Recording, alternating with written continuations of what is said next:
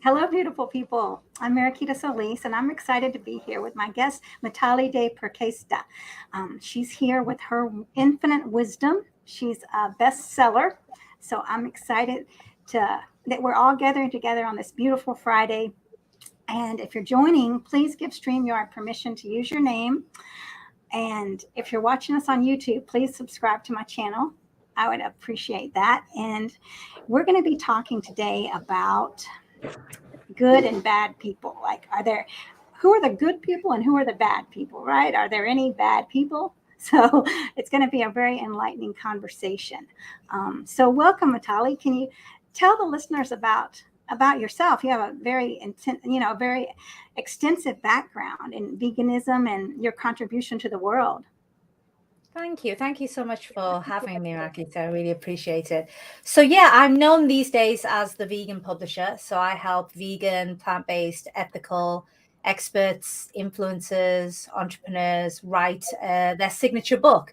So, the book that puts them on the map and lets a bigger audience know exactly what they're doing in the world. Because, regardless of whether you've got a business or a nonprofit or a charity, we all could do with more eyeballs on what we're doing, because we're not only are we doing this, to make money, or if you're a nonprofit or a charity, bring in donations and sponsors, but we're also doing it because we want to make a bigger impact in the world. So we need visibility for that. So that's in a nutshell what I do. Regarding my veganism, I've been vegan for 10 years, over 10 years now. I celebrated my 10th anniversary in February this year. I assume February. I don't actually fully remember when I went vegan, but I've been told that is a good thing, because when you have an exact date, it usually means you've given up something. Whereas for me, veganism has got nothing to do with giving up anything. I'm giving up death and torture, and these are things. Why would you not give up? So I don't have the exact date. I just remember it was sometime December, January, February, something like that. So I had to pick a nominal date and call that my vegan birthday. Um, so yeah, I've been vegan for over 10 years, and I've seen a huge amount of change. Just in these 10 years, there's been a huge change here in the UK. Definitely when I became vegan, there was still a number of people who didn't know what that word meant. Whereas now, even the ones who hate vegans know what a vegan is. So that's progress of some sort. But yeah, I'm looking forward to this chat, because I think it's really interesting thing. I see a lot of infighting within vegans. I was watching it just literally yesterday. I was seeing it in a Facebook group where there was, a question regarding somebody who, whether they should work with a client who did have a vegan company, but now recently started to offer dairy products alongside grass-fed dairy products. That whole rigmarole of if it's grass-fed or it's organic and somehow it's okay. And she was asking whether she wants to work with that person, because she's now worried about the fact that they're now offering dairy products. And again, I could see the infighting going on in the comments as people saying, no, oh my God, it's terrible. You should not work with that person. And other people are like, well, no, because yeah, what they're doing is wrong. But if you help them push more of their vegan stuff, then maybe they will actually get rid of all of that and go back to being vegan again. Because businesses, all they want is a profit. So if they can see a profit in just entirely vegan offerings, then that's what they're going to do. And again, so it'd be interesting. I'm really interested in this conversation that's going to unfurl over the next hour, because I've got a lot to say about whether people are good or bad or something in between. That's so interesting. Yeah, I know. And I can see a lot of different sides, different opinions about if you bring in people that aren't vegan and you're serving non-vegan food, well, then they're going to be exposed to the vegan food. So that's a benefit, right? And so there's a lot of different ways that we can look at this. And I guess it's all a mindset, and where in your experience in life, is it's very important too. So I'm excited to hear about the good people and the bad people, and the topic is there are no bad people. And I had, when I posted it at first, I had pushback and people saying yes, there are bad people, like, oh, this person I shot bet. someone else. Right, there's a bad I bet. person. And well, the people that the people that are eating meat are bad. I mean, if they don't understand, and I told them that all this just is killing the environment, then they're bad. And so how do we get out of that kind of thinking? Or what's your first response to that? That so and so is bad because he watched Dominion and he's still eating a hamburger. What would you say to that?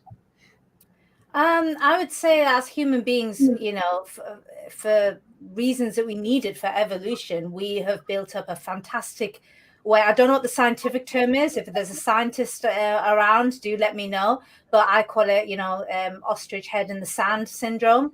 We're very, very good at that. And we've learned to be like that because, well, when our ancestors were in this world and we weren't the main predator as we are now. In fact, if anything, we were prey for a lot of predators out there. Our ability to, stick our head in the sand and not think about danger and just deal with what we need to do in that moment is what it was survival. It's what kept us alive. So we all have this ability, cognitive dissonance, that's the phrase. We all have this ability to a certain extent. Yes, vegans have less of it, absolutely, because, we've been the opposite of desensitized. We've been sensitized to the causes, but we're still able to do that. And if you think about it, if you're able to just say, oh, that person is bad, that's you doing that.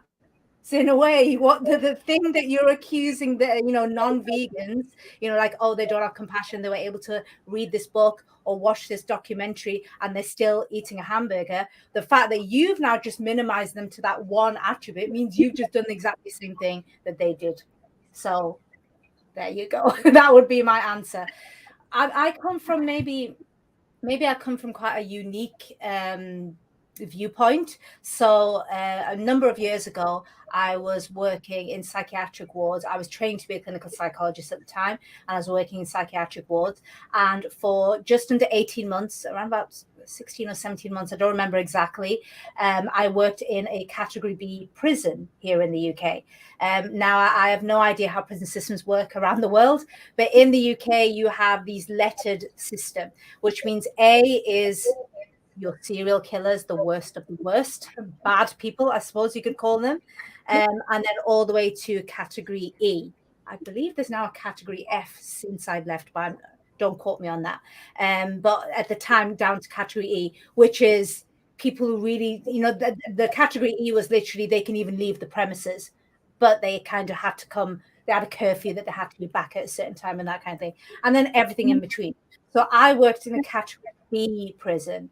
So you can see these were what society in general would call bad people. And yet, I'll be honest with you, hand on heart, I didn't meet an outright bad person in that prison, even though I was working with people who are rapists, pedophiles. Let's face it, I think we can all agree what we would all say as pretty bad people. And yet I could see the humanity behind it. I think, I'll be honest with you, Mariquita, I think where the issue stems from is our inability to walk that tightrope of empathy, but still denouncing an act. It almost feels like whenever I see these arguments within vegans, what I'm seeing is one group who are very empathetic, but it's almost like they're empathetic to the point that they're making excuses for that behavior and saying it's okay because they don't know, they've got cognitive dissonance.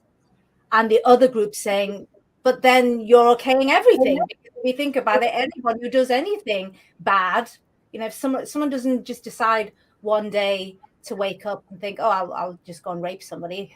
That's not how it happens. There's been a huge process behind that, a lot of cognitive dissonance and othering of that person and making that person less than a human. If you think about it, that is, without getting too deep, that is kind of like the first step of all criminal activity or all immoral or unethical activity, is to reduce beings from living, breathing, feeling beings to objects. You have to go through that process first before you are able to do anything bad or unethical or immoral or illegal. You have to do that. So I think that's what the problem is. And I think because of my experiences of working in a prison, I'm able to walk that tightrope. I'm able to have empathy for someone who's done something wrong and yet still not make excuses for them. I remember specifically, I can't go into absolute details, Mariquita, because I still have non-disclosure agreements in place. Whenever you work in a prison, even if you've left and you never go work back in that prison again, you still cannot talk specifics about certain prisoners. That's against the law here in the UK. Right. So I can't give you exact details, but certainly there's been several prisoners, 5 prisoners in total, who ended up getting quite upset at me because they opened up over the space of time, opened up about the horrible things that happened in their life that had made them who they were, which is why they then went on to do the, quite frankly, horrific things that they did to other people, and in some cases children. And I spent time with them and I understood and I had absolute empathy. Nobody should go through what these people had gone through. It's just disgusting. They shouldn't have gone through what they went through. But where I would stop short is sanctioning what they then did. Because I would always say, okay, I hear what you're saying, but there are people who've been abused much more than you who still would never do that because they know firsthand what it feels like to have that done to them. So they would never do that. So I cannot condone what you did. I cannot say, oh, you went through A, B, and C, therefore it's okay that you did X, Y, and Z. Because there are people who've gone through worse than this, but then didn't go and do that. So that's the tightrope. And I want to see more vegans being able to walk that tightrope where we can. I have friends who are not vegan, and I'm not going to tell them off for eating a hamburger. At the same time, if they ask me and just say, do you disapprove? I will say, yes, I do. What do you want me to do? Do you want me to say that it's okay that a cow died for you to eat when there's all this amazing vegan food that's just going to satisfy you? Of course, I'm not going to condone what you did, but at the same time, I'm still going to have empathy. And it is walking that tightrope. Yeah, and what you're saying makes a lot of sense because I mean, I know people that have murdered and done some terrible things, and I look back into it, right? I mean, I also worked with a residential treatment center with little boys that were molesters, and knowing their background, knowing they didn't have any structure, and knowing that they were abused, and so I know what happened. But that didn't mean that we said that the behavior that they were doing was okay. We're trying to understand, right, and have empathy. Okay, so sometimes I wonder about this. For people that have been shutting down their feelings for so long, that have had trauma, I almost wondered, is it those people that are easier to just overlook, because they've shut down their feelings so long that it's easier for them to overlook the animal suffering and all the other things like this. Because I think, how can some people overlook it? And then I think about the people that I know, and I think, well, those people have really shut down. They don't acknowledge feelings. They run away from it. And I didn't know if you had ever seen a connection with that or thought about that. Well, I think it harks back to what I said before about, we all have this ability to bury our heads in the sand when we need to, ostrich syndrome, we do, we all have this ability to do it and we need it. And we're still doing it. Even as vegans, we do it. I mean, let me give you an example. So this morning I woke up. For once, I don't normally do this, but for some reason I put the TV on. I don't normally put the TV on first thing in the morning. And it was the news. And there was a horrific story about this lady who had been raped. And I just heard the words raped. And I was fine with it. I kind of just heard the words, but I didn't let it sink in because I've got a day to get on with. I've got meetings to do. I have a student that is close to publishing his book at the moment, so I need to have a chat with him. I had things to do today. I couldn't sit there. If I sat there and just let that word properly seep into my brain, imagine as a woman how I would have felt if that had happened to me, how my whole world would have turned on its axis and the world would be a different place now forevermore. If I really sat there and thought about it, I probably wouldn't have left bed this morning. I probably would have thought, you know what, I'll just stay in bed for today because I'm too depressed. So we're all doing it to a certain extent just to get by. We're doing it. So that's where my empathy comes from. Just understand that the average person doesn't sit there and go, yes, I'm going to eat a murdered cow. They're just getting on with their lives and they don't know. And you making them feel bad is not going to make them change their mind. It's just going to make them dig their heels in even more. And it's just going to make things worse, you know? So it's understanding that no one, you know, walks around trying to do evil. One of my favorite programs, I've just suddenly remembered this, one of my favorite programs in the last 10 years is a Netflix program called The Good Place. I don't know if have you seen it, Mariquita? Have you heard of it? Yeah, you told me to watch it. Yeah, you suggested it. Yeah, I love this program. Oh my God, you should watch it. I love this program. There's a one really good part of it where they're working. Basically, the premise of it, I won't spoil it for anyone who hasn't watched it. The premise of it is this woman dies and she ends up in heaven, or what she thinks is heaven.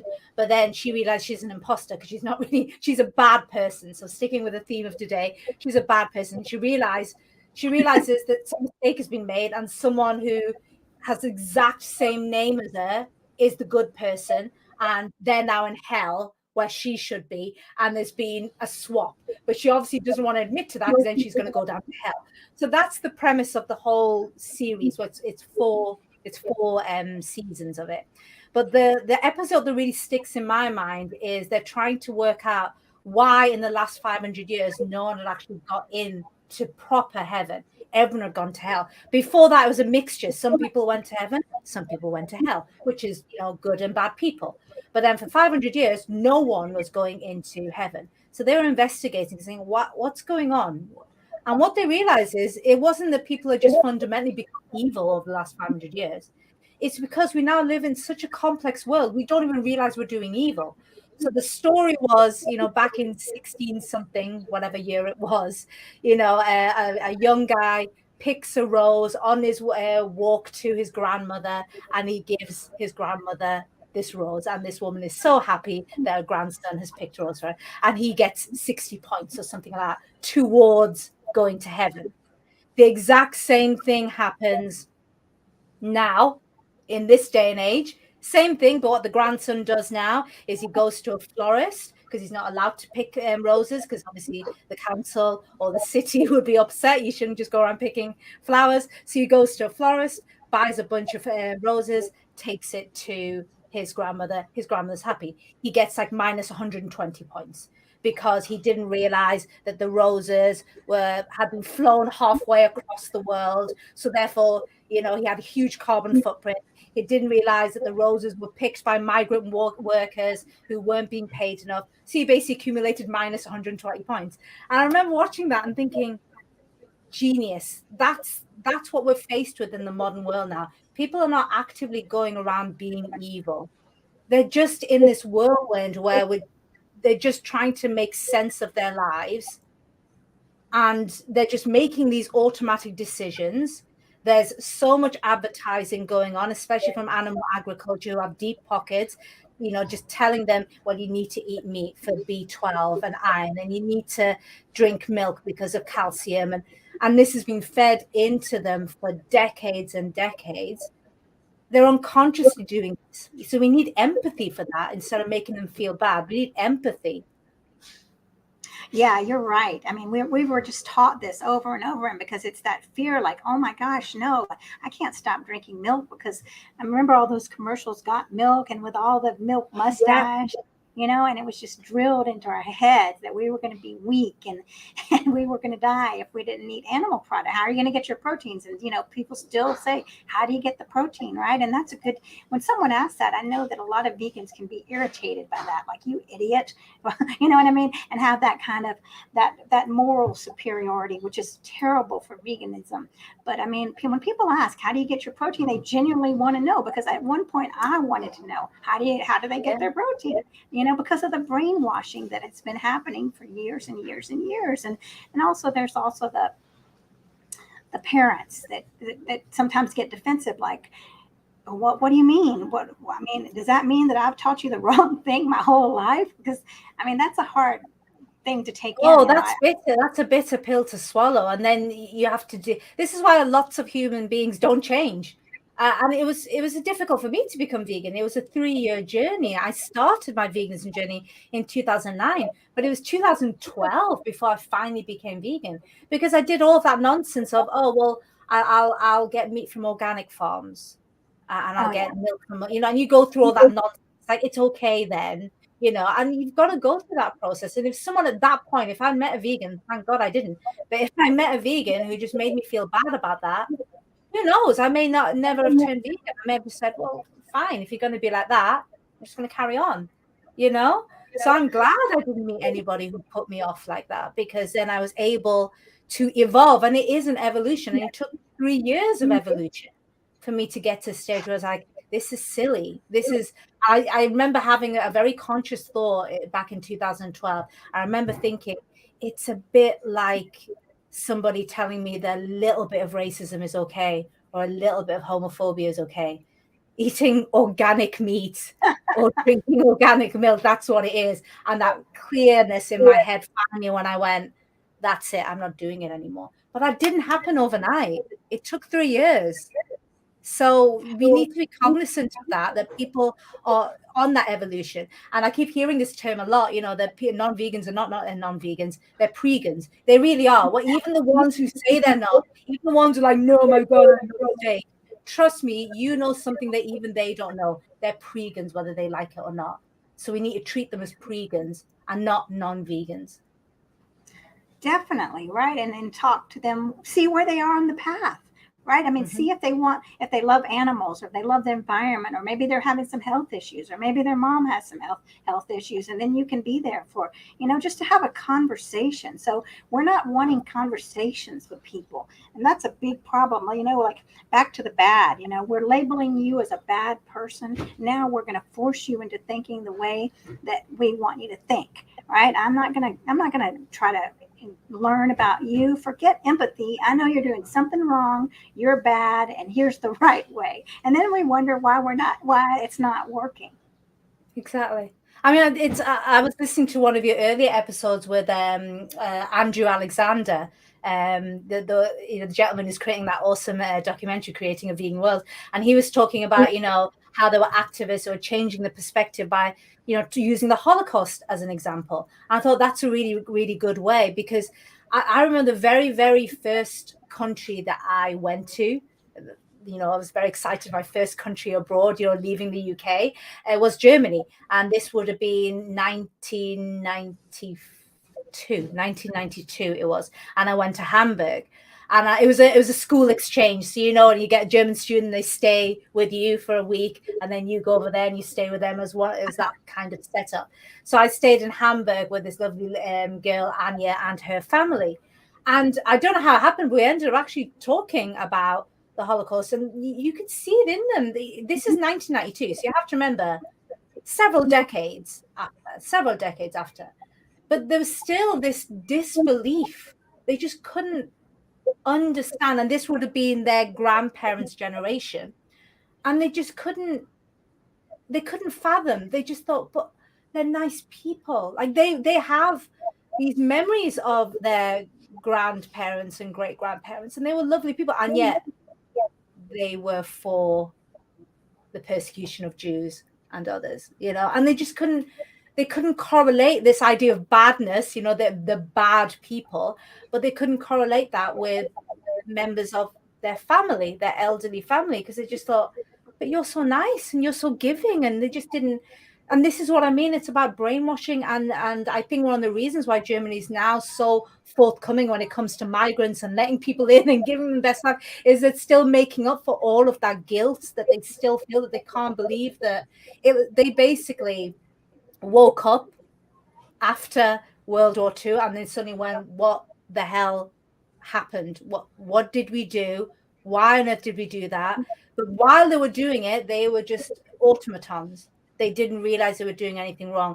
And that's essentially how we have to see pregans. They're not sat there. They don't even really think of what they're doing as evil. They're just doing something unconsciously, and making them feel bad is just not going to work. That's not how it works. Yeah, I thought that was really interesting what Andrew Alexander was saying about that. I also listened to another one that you did with Angel from Yummy Vegan. Oh, she's awesome. She's the sort of person who just lights up. As soon as you see her face, you're so grinning. doesn't even need to say anything. She just needs to grin at you, and you start grinning back. She's lovely. I've got a lot of time for Angel. But she was talking about radical forgiveness, and actually having that forgiveness in your heart for people who are working in factory farms, working in labs, and that kind of thing. This idea that people are just sat there in the morning going, yes, I'm going to torture animals. It doesn't exist. And when they do exist, they're so few and far between. We make documentaries about them because those are really, really weird people. There's something gone really wrong with them. The average person, the vast, vast majority of people who are at the moment eating animals or testing on animals or working in factory farms, they're not sat there thinking in terms of, yes, I get pleasure or joy out of this. In fact, Angel is even saying that actually a lot of them are suffering because of that, so it is traumatic. I can't everyday trauma. It is traumatic. I can imagine it.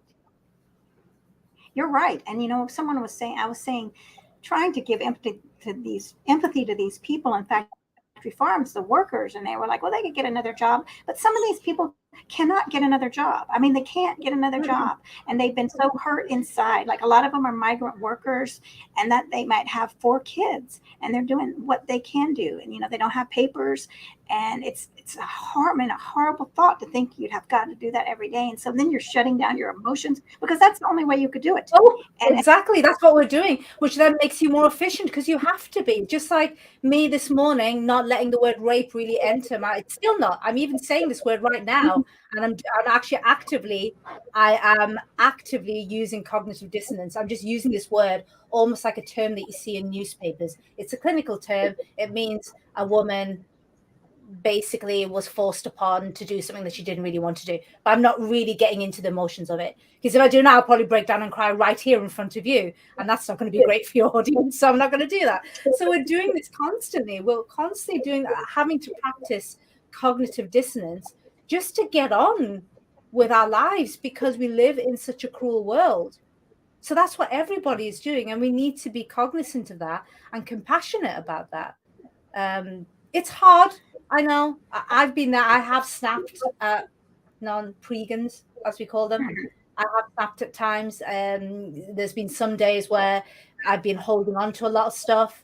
Maybe I've seen a video scrolling through Instagram, and it's a video that's caught me, and it's, people do post, quite horrific things there, which I understand why they're doing it, to make people snap out of it.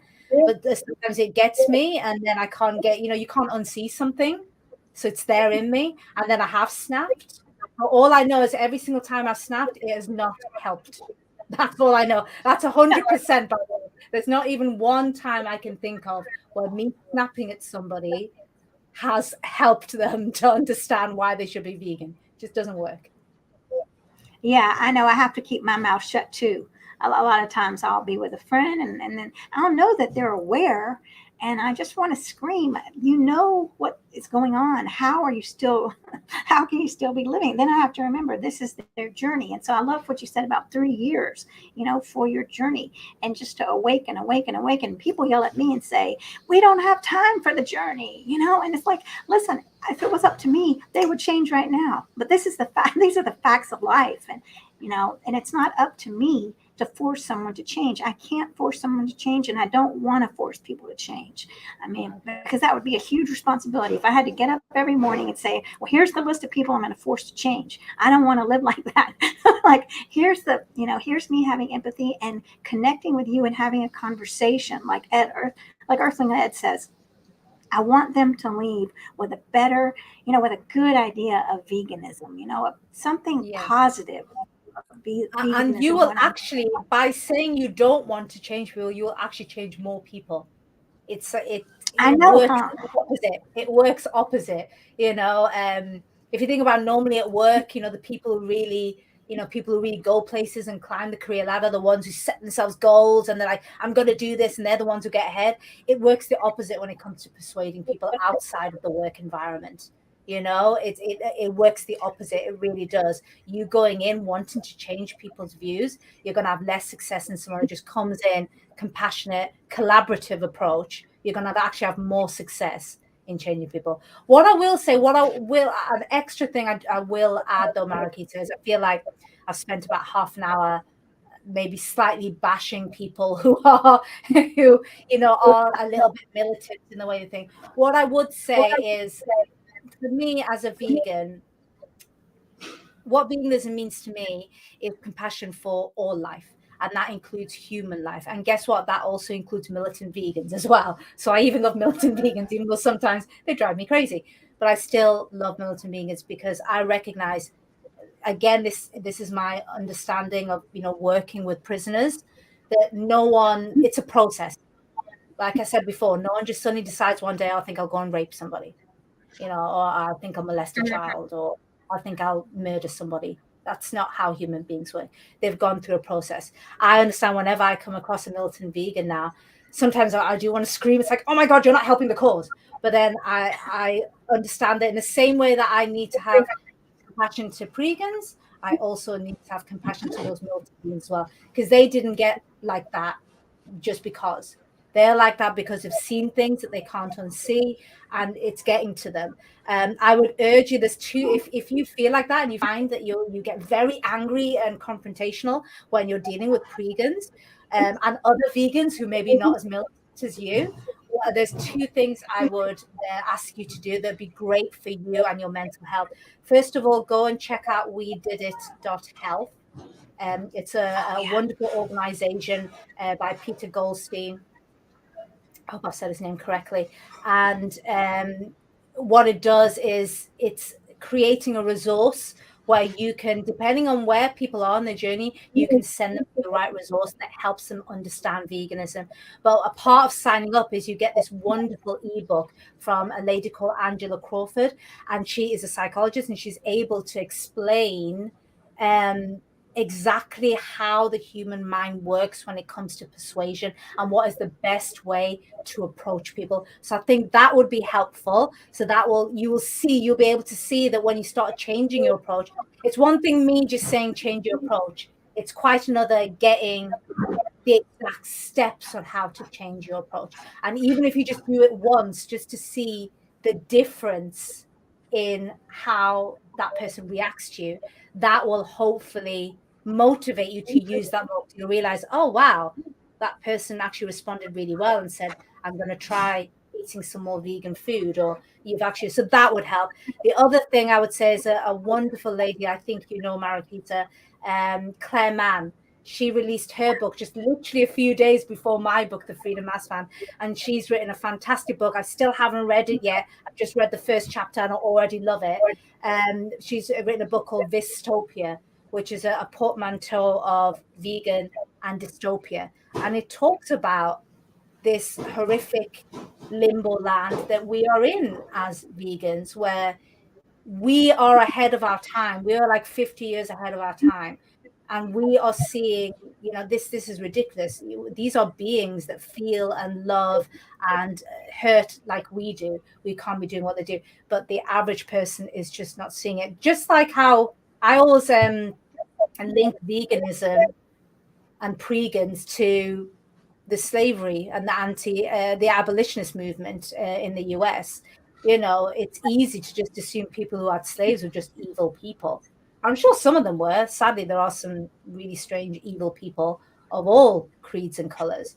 But I don't think the average slave owner was an evil person. It's been proven that they're not. They were just people, in the same way that farmers are just people, but they kept slaves in the same way they kept sheep and cows. It was just the done thing. And again, complete cognitive dissonance. They didn't understand. And I always wonder how those people, because there would have been people decades before it was abolished who started to wake up and started to look at these slaves. White people would have looked at these slaves and thought, this is wrong. These are people. They're just like me. This is wrong, what's happening to them. And I imagine what they would have felt like. They probably wanted to scream at their white counterpart and say, oh my God, you can't do this. Can't you see? This is sick. And that's what we're feeling right now. We just want to scream like, oh my God, why don't you get this? Why can't you see this?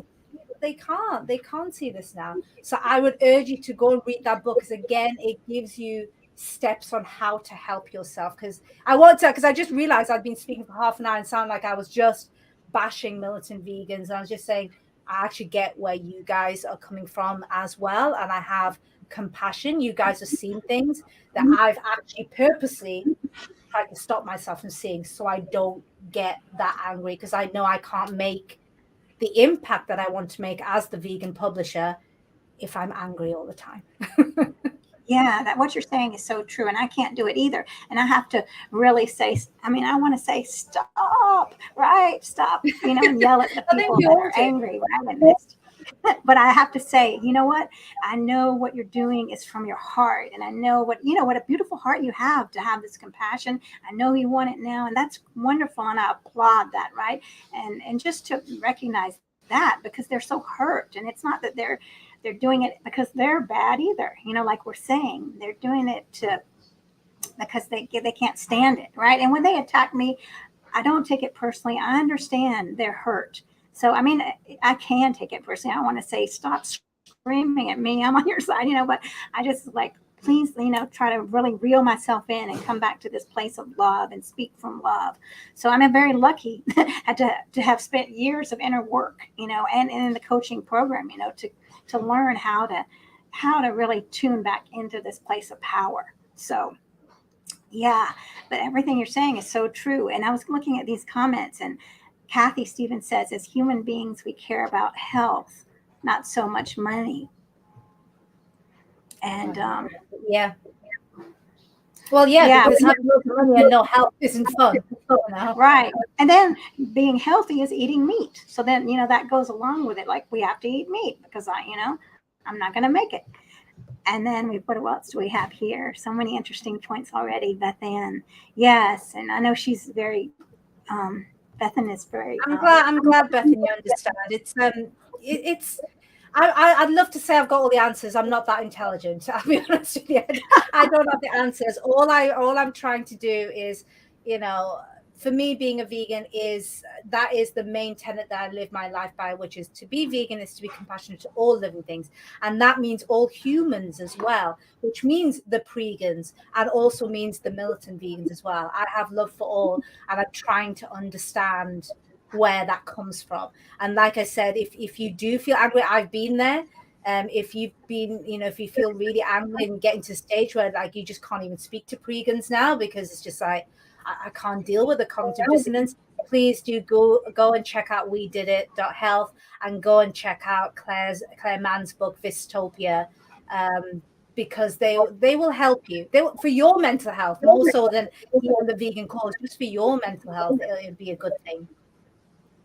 Yeah, we have to take care of ourselves first. And if we're feeling overwhelmed, we don't have to be an activist all the time, right? All the time. But take a break, if it's too much. If hanging around with people is too much, then pre-vegans or pregans is too much, then get together. I like that word, pregans. I think it's a good word. It's a good word. It is a good word, right? And I like that everyone is pre-vegan. But get together with your vegan friends, and you've got to build that energy back up, and we can charge ourselves. Like through this conversation, we're getting a charge, everybody that's watching, and getting inspired by each other. So it's really important to reach out to people when we're feeling low and we're feeling mad, and then write it down, journal it, let go of those feelings and emotions by journaling. So yes. And I'm looking at more comments, and Aaron is saying, so important to remember that we as vegans weren't always. We had our own journeys, and every vegan journey is different. Yeah, and he was on here yesterday, and he's got this wonderful, he's doing so much for the world with as a musical composer. He's doing this great Camp Compassion. Yeah, Camp Compassion's coming out, and it's going to be a fun, like a there's all sorts of twists in it to appeal to everyone. How to get that vegan message across is so important. And through a musical is amazing. So that's in the works. And We Did It.health. Yes. That's perfect. Thank you, Aaron. Yeah.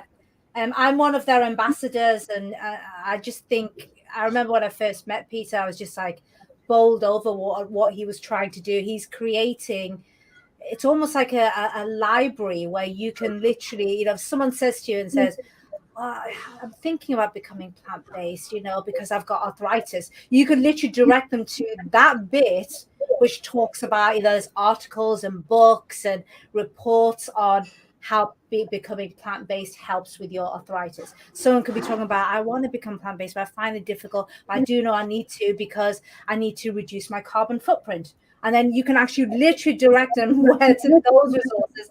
So it becomes so much more personal, and when you can be really personal to that person, the one for a better phrase, and you can really meet them where they are and their specific issues, and not just in general, because you have to remember veganism is quite a broad subject. People are coming into it for health reasons, but even health separates into physical and mental health. Then you've got, people are in it for sustainability reasons, the environment, climate change. Then there are people coming in for the animals. But even then, that splits up in different ways. So it's too broad, so to have a resource that, I'm excited, when it's going to be fully launched, because I know that I can speak to somebody and I can go, oh, and then send them exactly to the right place that talks about their specific issue and gives them the facts. I think it's going to be a game changer. I really do think. Yeah, it is. And Peter is so nice. I mean, he wants to bring everyone together, right? And it really, that's what we need to do as vegans, or some people, I mean, plant-based.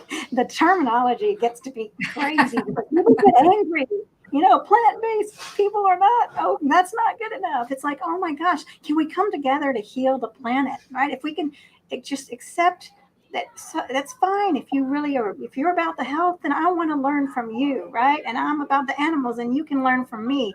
And so how can we do this where we're not saying, oh, you better say this word, and I don't want to hear that you're not 100% vegan, even if you're 95% vegan or 95% plant-based. Let's talk, and I'm not going to judge you. Let's get away from the darn judgment and all these labels. You know what I mean? The labels that are restrictive, the idea behind it. Let's just communicate in humanity as person to person, right? On the deeper level. And that's what Earthling Ed is talking about. Like when you spend, I think he said, when you spend 45 minutes being vulnerable with someone, it's worth like 60 hours of regular conversation. So when you go in there showing your heart and speaking from your heart, it's when you connect, and you're not forcing people, you're allowing them to be who they are. And that's what I love about Peter. He's so genuine, and we did it at Health. It's really, the goal is to help and heal this planet. So everybody, please go check it out and do the 1-question survey. Yeah, it's brilliant. It's absolutely brilliant. Yeah, it is. And then Erin put on here Vistopia, and that's the book, right? The book. That's correct. Vistopia by Claire Mann. Claire without an I in her name. Claire Mann. A wonderful lady. I've had a couple of conversations with her. I've read the first chapter of a book. I released my own book just last week. It's been crazy at the moment. So it's going to take me a few weeks to finish a book. But I thought it was fantastic and definitely needs pushing, because like I said, I didn't want this to become an exercise of just bashing militant vegans, because again, that understanding is they're not like that. If you're feeling angry, why would you choose that state? Which human being on the planet goes, today I think I'll feel angry, I think I'll feel frustrated, I think I'll be just annoyed with the whole world? Who wakes up anywhere on this planet and chooses that emotional state? No one chooses it.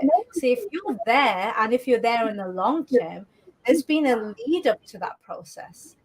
So I'm compassionate for that reason, because I know you're not just waking up just to be horrible to me or to somebody else because of our views. You've reached there, and usually you've gone through a lot of trauma to be where you are, which is why I just wanted to give, some resources that can help you. It certainly helped me. Yeah, and I think there's the stages, like if you have a bad mood, and then and then the next stage, if it of length of time, you keep the bad mood continues on, then it's a temperament. And then if it continues on, then you change your personality. So what's happening down the road, and how we can have empathy for everyone. That's what's going to change the world, when we can speak from empathy, when we can understand and let go of the the label that this is a bad person, and this person, because they're bad, they don't deserve my time or my respect. That's another hot topic that I'm going to be talking about with James Hatterley's coming up, about whether we should respect. The same thing ties in, right? These are human beings. Respect the person, but not respect their action. That's what I say. Yeah. This goes back to what I said before when I worked with prisoners. I could respect what they'd been through, but I'm still not going to condone what they did, because there's people who've been through worse and wouldn't dream of hurting another human being like that, because they know firsthand what it feels like. So you can't say, oh, well, I was horribly abused as a child, therefore I abuse children. Right. But at the same time, you want to flip the other way and be like, literally, I have no respect for you. I don't want to hear, because that's what some people do. It's like, as soon as they hear certain words like pedophile, rapist, murderer, straight away it's like, bad person, don't know. Anything they say is an excuse. There is no, I want to understand this person. And this is what I mean about, we need to learn to walk that tightrope of where we can be compassionate to someone, we can respect them and listen to them, and yet still not respect their actions. Like when a friend of mine eats a hamburger, I respect them, but if they ask me, is it okay that I'm eating a hamburger? No, it's not okay at all. I'm not happy at all. I feel a little bit sick in my stomach, I'll be honest with you, but you're a good friend, so I'm going to sit here and put up with it. You can be both. You don't have to go too far one way or the other. You don't have to completely condone someone's action, and you don't have to completely disrespect them. You're right. And it is a very tight, you're walking the tightrope.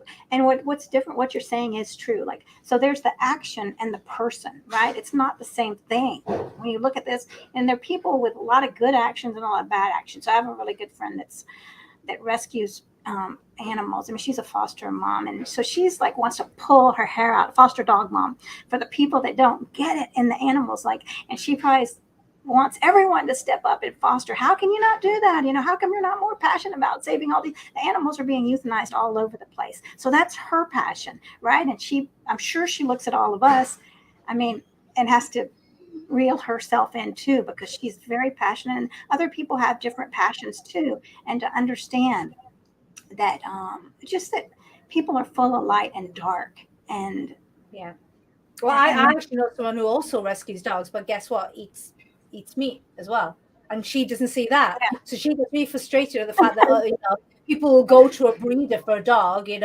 she shares my belief that it should be outlawed. We shouldn't be breeding dogs and cats. There's more than enough lying in shelters for us to take, so we shouldn't be breeding more.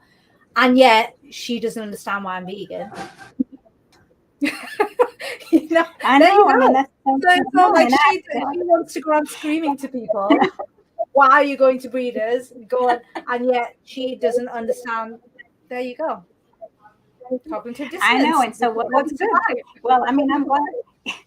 Well, for me, I'm glad that we're friends and she follows my posts, because every time, all these little hits, a little hit of veganism, a little dose of veganism today on my live stream, I want to make sure that my feed is very positive, right? Because if people don't want to, like I feel like if I'm putting things people don't want to see, they're going to block me, or they're just going to hide me for 30 days. And that's not what I want. I want them to see that I am very happy about what I do. I'm not forcing anybody to do it. Just take a look. That's it. Take a look, And you'll have there'll be more people that you're changing, Mariquita, by having that approach than you would if you were being very militant about it.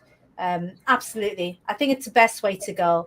I even have people who contact me and say, do I have to be vegan to work with you?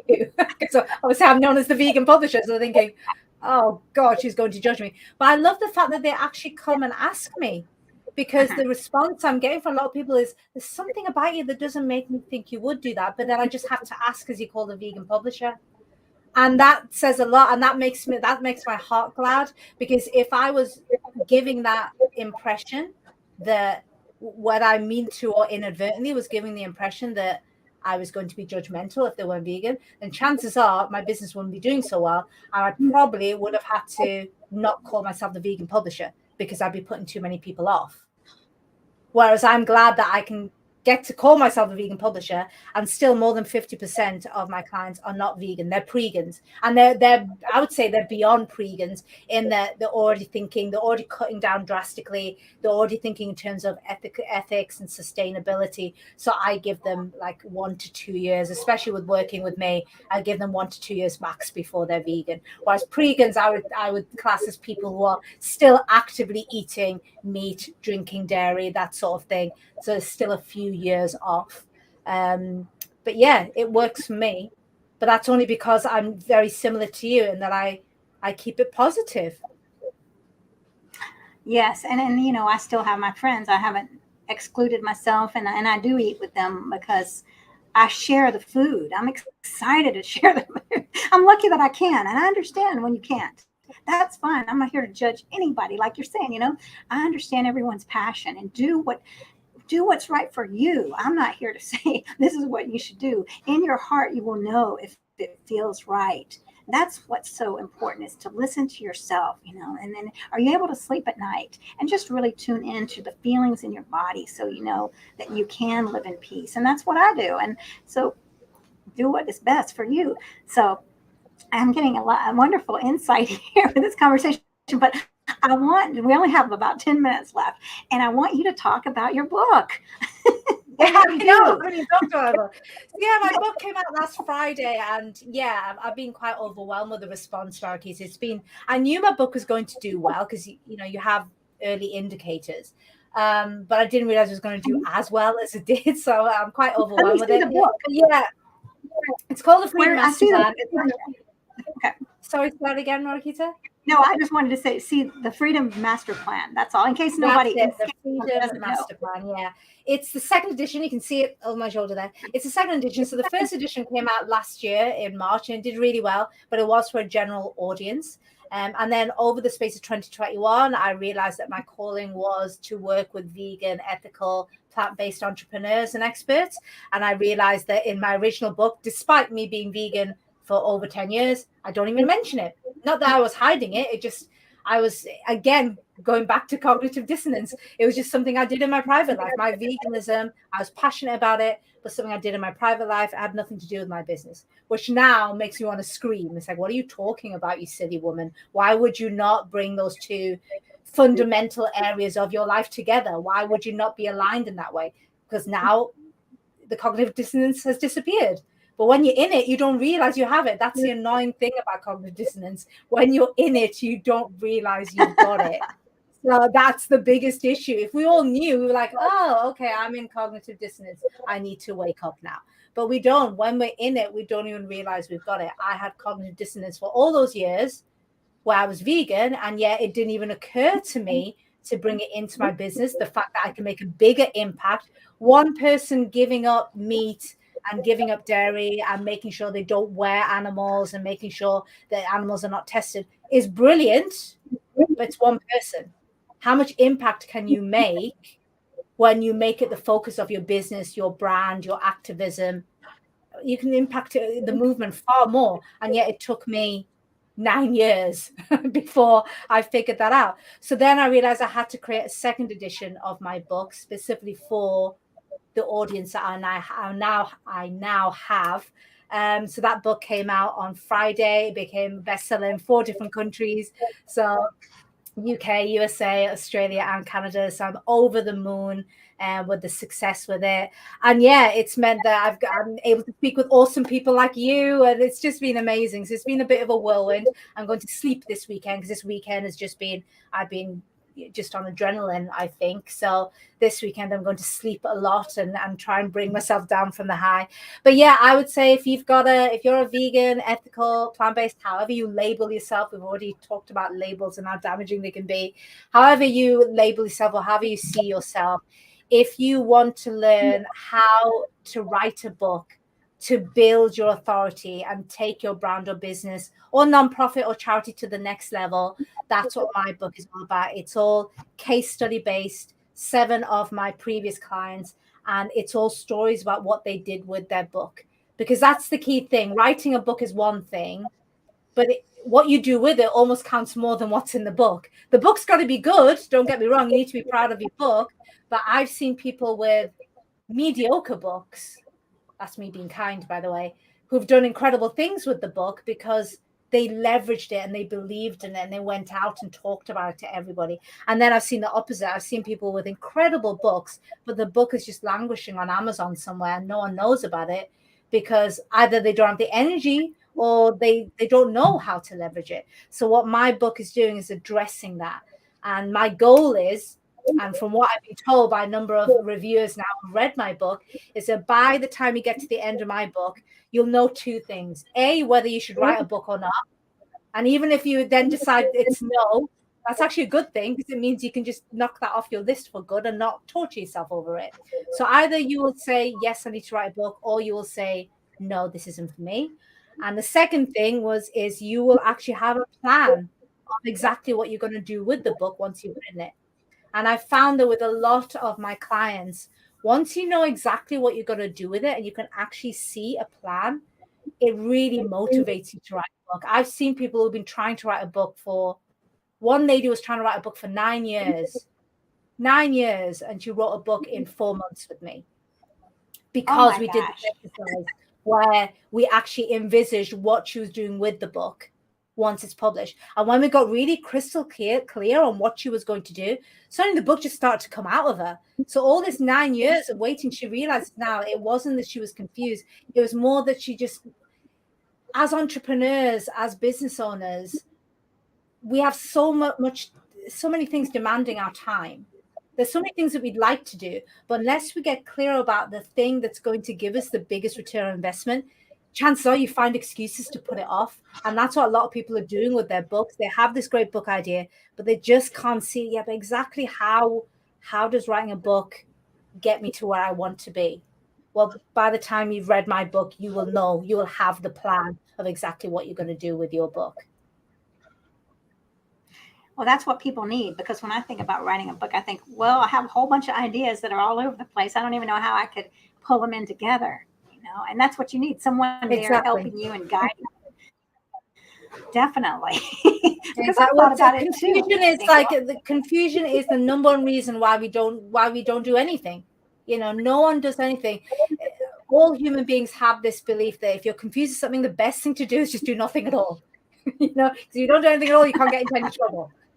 So we all have that. If you're confused, you just kind of go, I'll just stop here. I'll just stop here because I'm confused. And it's natural. That's what we all do. So like I said, if you read the Freedom Master Plan, first of all, you'll find out whether writing a book is a good idea for you or not. Not everyone should be writing a book. I'm quite honest with that.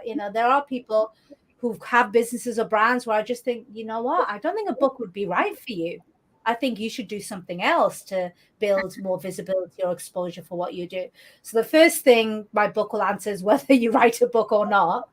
And secondly, if it is a good idea for you to write a book, then you will have a plan of exactly what you're going to do with your book once you've done it. And that will then give you the impetus and the motivation to actually do it. And like I said, you'll be amazed how quickly your book comes out of you when you can see a clear path ahead. You know exactly how it fits in with your business or brand, how it fits in with your existing marketing strategies, whatever you're doing. Maybe you're doing SEO, maybe you're doing adverts, maybe do networking, maybe you talk in summits, whatever it is that you're doing, you'll be able to see how a book clicks into that. And once that's in place, you'll be like, oh, and suddenly the path becomes clear. And it's like, I know exactly what I need to do, and you just go ahead and do it. You'll be amazed how you suddenly find time to get a book done when you can see a path ahead that's clear. Yeah, I feel relieved hearing that. I feel like a lot of I'm glad. So yeah, I would just urge everyone, just go to my website, thefreedommasterplan.com. Just the Freedom Master Plan, just the name of the book, thefreedommasterplan.com. If you go there, you'll find details on how to grab the book and get it on Kindle or paperback, whichever you prefer. And then I've also got some free bonuses that you can download as well that will help you start writing your book. So go and check it out. That sounds great. And well, is there anything else you wanted to say? Any more words of wisdom? But I want everybody to know where they can get a hold of you also, on LinkedIn or on Facebook or, Oh gosh, I'm on all of them. Somehow I'm on all of them. LinkedIn is probably the best one. Definitely. I check my LinkedIn more often than not.